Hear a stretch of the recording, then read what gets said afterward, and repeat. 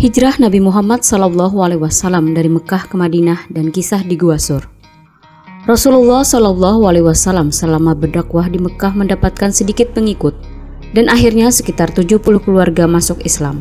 Semula orang-orang terkuat di Mekah mengabaikan orang Muslim, tetapi sejak tahun 616 Masehi, mereka menjadi sangat marah kepada Muhammad yang mereka katakan telah mencerca keyakinan orang tua mereka.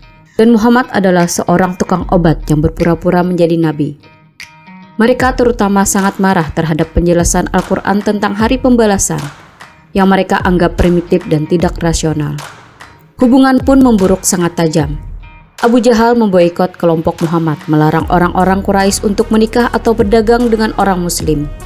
Ini berarti tak ada orang yang mengirim makanan untuk mereka. Larangan itu berlangsung selama 2 tahun. Keadaan menjadi lebih buruk lagi ketika Khadijah, istri tercinta Rasulullah SAW, meninggal dunia.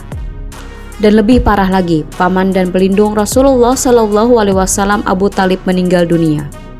Posisi umat di Mekah menjadi semakin sulit dipertahankan dan solusi baru harus ditemukan. Karena itulah Nabi Muhammad SAW siap mendengarkan usulan delegasi para ketua suku dari Yasrib, Madinah. Mereka menawarkan jalan hijrah untuk beliau dan seluruh sahabat. Para utusan Yasrib yang mendekati Rasulullah SAW selama ibadah haji pada tahun 620 Masehi masuk Islam dan membuat perjanjian dengan orang-orang Muslim. Keduanya berjanji untuk tidak saling bertempur dan akan saling membela dari musuh masing-masing. Pada tahun 622 Masehi, Rasulullah SAW memerintahkan kepada para sahabatnya untuk sembunyi-sembunyi hijrah dari Mekah ke Yasrib atau sekarang disebut dengan Madinah. Sedangkan Rasulullah SAW dari beberapa sahabatnya masih tinggal di Mekah bersama Abu Bakar dan Ali bin Abi Thalib. Rasulullah SAW menunggu turunnya ayat dari Allah untuk pergi hijrah. Rencana hijrah Nabi Muhammad SAW didengar oleh kafir Quraisy. Kaum Quraisy pun akhirnya merencanakan pembunuhan terhadap Nabi. Rasulullah SAW hampir saja dibunuh sebelum dia dan Abu Bakar berhasil melarikan diri, akan tetapi pertolongan Allah lah yang selalu bersamanya. Mereka bersepakat untuk mengepung rumah Nabi. Begitu keluar, beliau akan dihujani puluhan pedang. Rasulullah SAW meminta sepupunya Ali bin Abi Thalib supaya memakai selimut Nabi SAW dan berbaring di tempat tidurnya. Atas izin Allah, Nabi Muhammad SAW berhasil menyelinap pergi melewati gerombolan pemuda yang terlelap dan keluar dari rumahnya dengan selamat meski sudah dikepung. Para pemuda kafir Quraisy tak melihat Nabi SAW keluar dari pintu depan yang sudah mereka jaga. Tidak lama setelah Nabi Muhammad SAW meninggalkan rumahnya, para pemuda terbangun dan pintu dilabrak mereka masuk ke rumah Nabi Muhammad SAW dengan penuh nafsu untuk membunuh. Akan tetapi mereka hanya mendapatkan Ali bin Abi Thalib yang sedang tidur. Ali bin Abi Thalib sengaja ditinggal oleh Nabi SAW untuk mengembalikan barang-barang titipan kepada pemiliknya. Mereka kecewa dan tidak percaya dengan segala hal yang terjadi. Hal ini terjadi hanya karena pertolongan Allah Subhanahu wa Ta'ala. Menjelang larut malam, Nabi Muhammad SAW menuju ke rumah Abu Bakar lalu bergegas menuju Gua Sur. Jalan yang ditempuh ke Gua Sur adalah jalan yang tidak mungkin dilewati manusia. Hal ini dilakukan supaya para pemuda Quraisy yang mengejar tidak menyangka mereka melalui jalan itu. Sementara itu, pemuda-pemuda itu saling bertanya, kemana Muhammad pergi? Dengan mata ahli dibuntutinya jejak tapak kaki di pasir. Mereka berkesimpulan bahwa Muhammad tidak sendirian. Beliau bersama seorang teman dan itu pasti Abu Bakar, ucap mereka. Dan jejak mereka jelas mengarah ke Gua Sur. Sebuah gua kecil, sempit, liar dan gelap.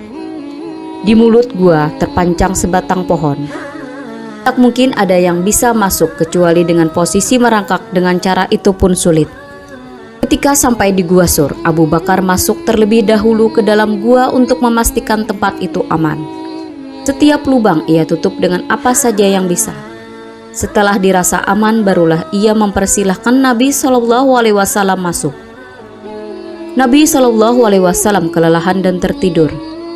Kepala beliau terbaring di pangkuan Abu Bakar. Ketika melihat ada lubang yang lupa ditutup, ia angkat kakinya untuk menutup lubang itu yang ternyata di situ ada seekor ular berbisa. Ular itu mematuk kaki Abu Bakar. Ia kesakitan, tetapi tetap diam bertahan. Kemudian air matanya tak terbendung lalu menetes tepat mengenai wajah Rasulullah Shallallahu Alaihi Wasallam hingga beliau terbangun. Ada apa, Abu Bakar? Rasulullah lalu mengusap bekas gigitan ular itu dengan tangannya yang agung. Abu Bakar pulih seketika. Tidak lama kemudian dari luar gua terdengar suara menanjak dan mendekat. Ternyata di luar gua ada orang kafir mondar-mandir yang meyakini persembunyian mereka ada di gua ini. Akan tetapi mereka menjadi ragu. Mereka memperdebatkan apakah Nabi Shallallahu Alaihi Wasallam berada di gua itu atau tidak, berdasarkan jejak yang jelas mengarah di gua ini. Tetapi berdasarkan fakta yang mereka lihat itu tidak mungkin karena di gua ini masih ada sarang laba-laba dan masih ada sarang burung merpati. Jika ada orang masuk ke gua ini, sudah pasti tidak akan ada sarang laba-laba dan sarang burung merpati, ujar mereka. Abu Bakar ketakutan. Lalu Nabi Muhammad SAW menenangkan dengan berkata, "Wahai Abu Bakar, bagaimana menurutmu dengan dua orang yang Allah adalah ketiganya? Tentunya Allah akan menolong mereka," kata Nabi SAW. Dan benar, Allah menjadikan keduanya tenang. Para pengejar akhirnya beranjak pergi meninggalkan Gua Sur. Selama 3 malam di Gua Sur, Rasulullah SAW tak putus informasi tentang situasi di Mekah. Abdullah bin Abu Bakarlah yang melaporkan setiap perkembangan penting yang terjadi. Sementara itu, Amir bin Fuhairah, budak Abu Bakar, setiap hari pergi mengembala tetapi berbeda arah dengan mereka. Ia memusatkan kambing-kambing gembalanya ke Gua Sur guna memberi minuman susu kambing segar kepada Rasulullah dan Abu Bakar. Asma bin Abu Bakar juga setiap hari mengantarkan makanan ke sana. 3 hari berlalu, pencarian mereda.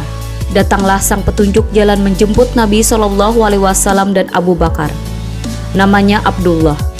Ia membawa 2 ekor unta yang telah disiapkan Abu Bakar sebelumnya. Mereka keluar dari gua menuju Madinah. Hijrah menandai dimulainya zaman Islam. Karena mulai saat itu Rasulullah SAW bisa menerapkan tujuan Al-Quran sepenuhnya dan Islam menjadi faktor sejarah. Ini adalah langkah yang tepat. Hijrah bukan hanya pergantian tempat. Di Arab pada masa pra-Islam kesukuan mempunyai nilai suci. Tidak pernah ada yang meninggalkan kelompok lain. Itu sangat menghina dan suku Quraisy tidak dapat memaafkan pembelotan ini. Mereka bersumpah akan memusnahkan umat di Madinah.